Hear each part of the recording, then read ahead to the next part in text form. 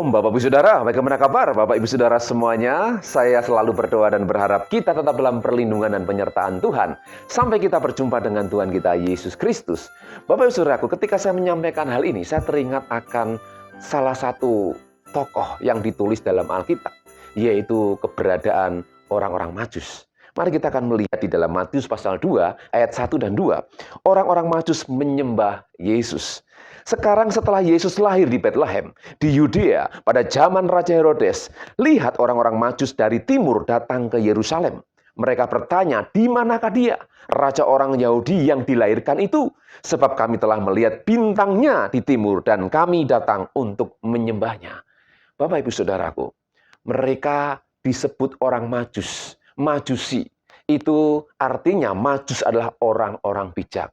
Mereka berasal dari timur. Ya, diperkirakan dari Babylon atau di daerah Persia. Mereka diberi hikmat, diberi karunia Tuhan untuk menjadi orang-orang yang menyelidiki sesuatu yang berbicara tentang masa yang akan datang. Sesuatu yang sangat jauh. Dan mereka mendapat karunia Tuhan untuk bisa menikmati, untuk bisa melihat, bahkan merasakan, melihat Sang Mesias, Yesus Kristus yang lahir di kandang domba, tepatnya di daerah Bethlehem, karena bintangnya ada di sana, dan mereka mengalami perjumpaan dengan penuh kebahagiaan. Bapak Ibu Saudaraku, hari ini kita akan berbicara tentang orang Majus ini, di mana mereka merasakan sukacita yang besar. Karena apa? Karena mereka setelah meneliti, mereka membutuhkan waktu, Bapak Ibu Saudara. Tidak mungkin waktunya singkat, tapi mereka butuh perenungan yang lama untuk menyelidiki sesuatu yang akan terjadi di kemudian hari. Tidak mudah begitu saja. Bahkan mereka harus mempersiapkan segala sesuatu. Menurut penyelidikan, Bapak Saudaraku, jarak dari mereka sampai ketemu Yesus, bintang yang bersinar itu, kurang lebih 2.500 mil, atau kalau dikilometerkan menjadi 4.000 kilometer. Ya, kalau kita lihat di map dari Denpasar ke Jakarta, itu 1.178 kilometer kurang lebih. Berarti bisa 4 kali, kurang lebih 4 kali Denpasar Jakarta. Ya, bolak-balik 2 kali. Ya, ini cukup panjang Bapak Saudaraku. Dan perjalanan mereka membutuhkan waktu yang lama. Jika naik kuda mungkin bisa agak cepat. Seandainya naik onta Bapak Saudaraku, apakah tidak lebih lama lagi? Dan saya yakin dalam perjalanan mereka juga menghadapi banyak tantangan. Ya, mereka pun harus butuh makan dan minum. Jika dibandingkan dengan sekarang, kalau lewat tol saja Bapak Saudaraku, butuh biaya, belum bensinnya, belum nanti di rest area, harus makan. Bapak Ibu Saudaraku, jika kita bayangkan, orang-orang Majus ini dengan membawa persembahan, belum lagi Bapak Saudaraku, emas, kemenyan, dan mur. Sampai di sana, mereka harus menyembah Sang Mesias, Yesus Kristus. Jika kita pikirkan, pertimbangkan hal ini, tentunya tidak mudah Bapak Ibu Saudaraku. Belum gangguan-gangguan lagi, bisa kena penjahat, atau penjamret, atau perampok. Apakah kita pernah membayangkan hal itu? Bapak Ibu Saudaraku, ini kita bisa belajar melalui kehidupan orang Majus dalam perjalanan iman kita kepada Yesus. Sampai kita berjumpa dengan Tuhan kita Yesus Kristus. Ini bukan hal yang mudah. Kenapa? Karena kita juga harus belajar seperti mereka. Majus, orang-orang bijak, kita perlu bijaksana. Orang bijak selalu berpikir ke depan. Orang bijak selalu berpikir jauh-jauh. Bagaimana dan apa yang akan terjadi. Sehingga kita pun perlu memiliki hati yang bijaksana.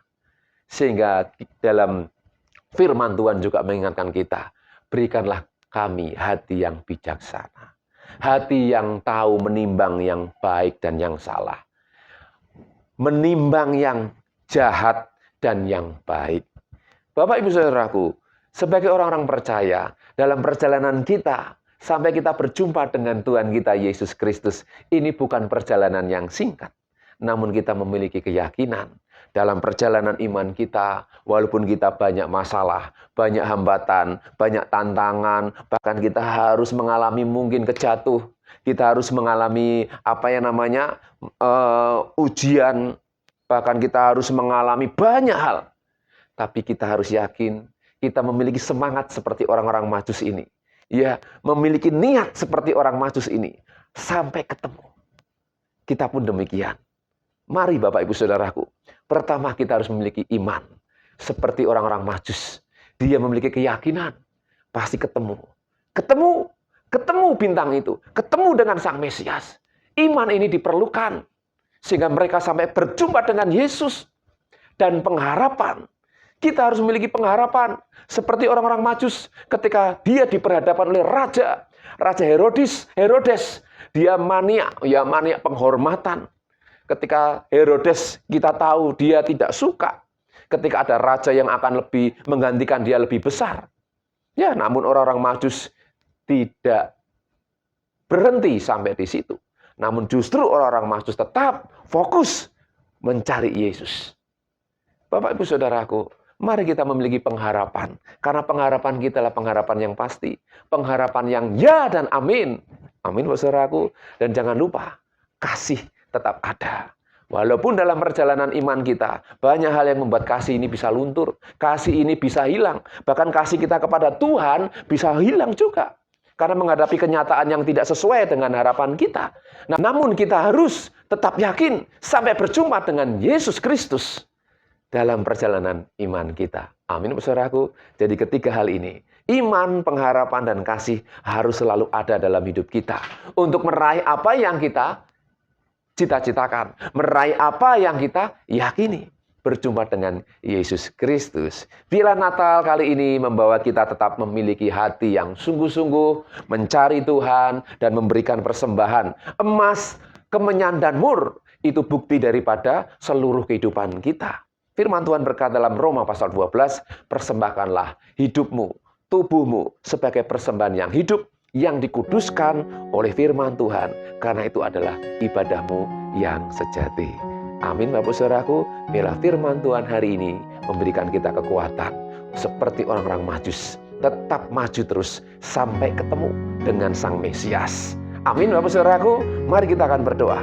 Terima kasih Bapa, hari ini kami bersyukur kami boleh belajar firman-Mu, firman yang menguatkan, firman yang meneguhkan. Karena kami tahu pengharapan kami adalah pengharapan yang pasti dan kami akan berjumpa dengan Juru Selamat kami, Yesus Kristus. Karena Dia memang adalah Tuhan, karena Dia adalah kasih itu sendiri. Dan kami yakin ketika kami tinggal di dalam kasih-Mu, kami tetap terus berada dalam kebenaran-Mu. Terima kasih Bapak, terima kasih, berkati kami semua. Jika hari ini ada yang sakit, Tuhan jamah, Tuhan pulihkan, Tuhan sembuhkan. Jika saat ini ada dalam pergumulan yang berat, apapun itu, kami percaya Tuhan menolong kami. Terpujilah nama-Mu Bapa, kami serahkan hidup kami sepanjang hari ini. Kiranya damai sejahtera Tuhan turun atas kami. Sampai Maranatha, berjumpa dengan Tuhan kami Yesus Kristus. Dalam nama Yesus kami berdoa. Amin. Tuhan Yesus memberkati.